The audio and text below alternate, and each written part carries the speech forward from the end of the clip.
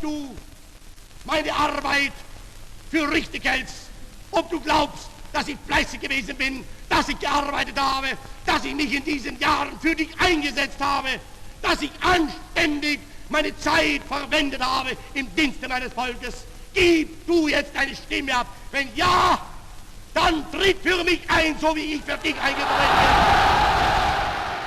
Tragt ihn mit Stolz den gelben Fleck. Wear the yellow badge with pride. Such was the advice of the Jewish Zionist Nazi collaborator Robert Welch. While cheerleading for Zionist pioneer Theodor Herzl, who championed and encouraged anti-Semitism at the governmental level, Welch blamed the assimilationist German Jews for the Nazis' anti-Jewish policies beneath this banner headline in the Zionist party organ he edited, the Jüdische Rundschau. His newspaper remained in print in Nazi Germany until 1938, while all the other newspapers of non-Nazi political parties were banned. In March of 1933, shortly after Adolf Hitler was appointed Chancellor of Germany, Jews in several nations declared war on Germany and tried to fight it through the power of their boycott of German goods and services. On April Fool's Day, a very short-lived and aborted anti-Jewish counter-boycott arose in Germany, which was immediately stifled. Jewish businesses were marked with the medieval emblem of the Yellow Star of David to identify them as Jewish and off-limits. Zionist Welch welcomed the move, which promoted segregation and inspired fear in European Jews that he hoped would drive them to Palestine, as was Herzl's plan. Edwin Black analyzed these facts, as well as the duplicitous misrepresentation of Welch's actions in the post-Holocaust period in Black's book The Transfer Agreement, where he wrote, "Perhaps no more dramatic example of German Zionism versus German Jewry exists than a Jüdische Rundschau article entitled Wear It With Pride, The Yellow Spot, written by editor Robert Welch. This article appeared April 4, 1933, as one of the first German Jewish comments following the shock of the aborted April 1st anti-Jewish boycott action. Decades after the fact, Welch's article is held up as an act of courage, comforting the Jewish community in a moment of anguish while the nation around them was reviving the medieval concept of Jews wearing an identifying yellow spot on their clothing. In fact, Welch's article was a barbed chastisement of German Jewish assimilation in Germany at the very moment when Jews were struggling to preserve their legal status as citizens. Welch's words, April 1st, 1933, will remain an important date in the annals of the German Jew and the entire Jewish people. The events of that day have not only a political and economic, but also moral side. Our concern is the moral aspect.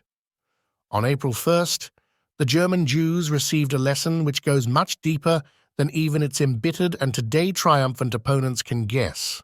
Our concern is how does Jewry react to all this? April 1st, 1933 can be a day of Jewish awakening and Jewish rebirth, if the Jews want it to be.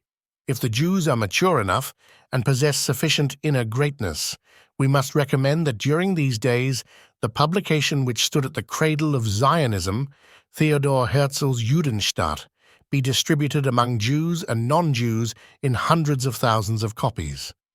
We Jews who have been brought up in the spirit of Theodor Herzl are not accusing today, we only seek to understand, and to ask ourselves where our own guilt lies, how we have sinned. Jewry bears a heavy burden of guilt because not only did it not heed Theodor Herzl's call, it even partially ridiculed it. It is not true that the Jews are traitors to the German nation. If they have committed treason, it was directed against themselves, against Jewry. Because every Jew did not proudly bear his Jewishness, because he wanted nothing to do with the Jewish question, he shares the guilt for all Jewry's humiliation. Despite all the bitterness we feel reading the National Socialist calls for an anti-Jewish boycott, we can still be grateful for one thing. The boycott guidelines state in paragraph 3, This concerns businesses which belong to members of the Jewish race. Religion is irrelevant. Businessmen who have been baptized Catholics or Protestants or dissidents of the Jewish race are, for the purposes of this decree, Jews. This is a reminder for all traitors to Jewry. He who sneaks away from the community by assimilating in order to improve his own situation should not be rewarded for his treason. This attitude toward renegades contains the beginning of a clarification. To be a renegade is shameful, but so long as the world put a premium on it, it appeared to be advantageous. Now it is an advantage no longer. A Jew is being identified as such. He is given the yellow spot. The fact that the boycott leadership decreed that boycotted businesses be identified with a yellow spot on a black background is a tremendous symbol. This measure is meant to be a stigma, a show of contempt. We accept it and we want to make it a badge of honor. Among other symbols and inscriptions, many store windows were painted with a big Star of David. Jews, pick it up and carry it with pride. If National Socialism recognizes this state of affairs, it would no doubt wish as its Jewish partner a Jewry which values its honor.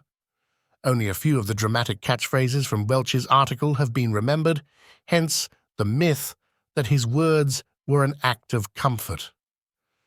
But for the 97% of German Jewry who rejected Zionism and accepted German assimilation, Welch's denigrations and dramatic calls for a bold abandonment of 10 centuries of German existence were painful and foreboding.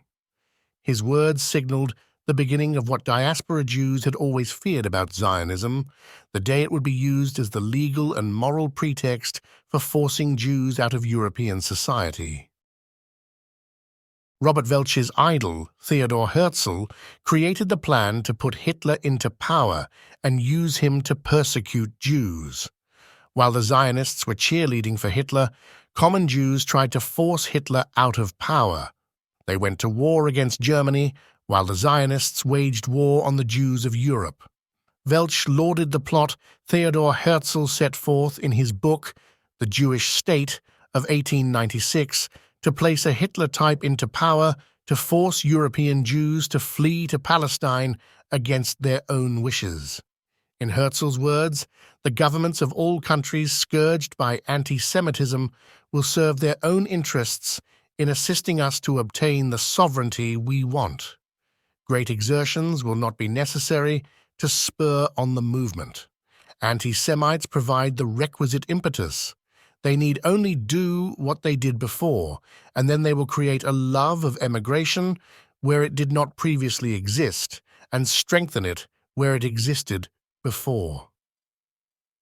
I imagine that governments will, either voluntarily or under pressure from the anti-Semites, pay certain attention to this scheme, and they may perhaps actually receive it here and there with a sympathy which they will also show to the Society of Jews. Edwin Black proved that the Zionists thwarted the success of the anti-Hitler boycott campaign, while at the same time funding Nazi Germany through the transfer agreement which Herzl had engineered in 1895. We are on the cusp of another world war. As before, many express their pride at being labeled Zionists.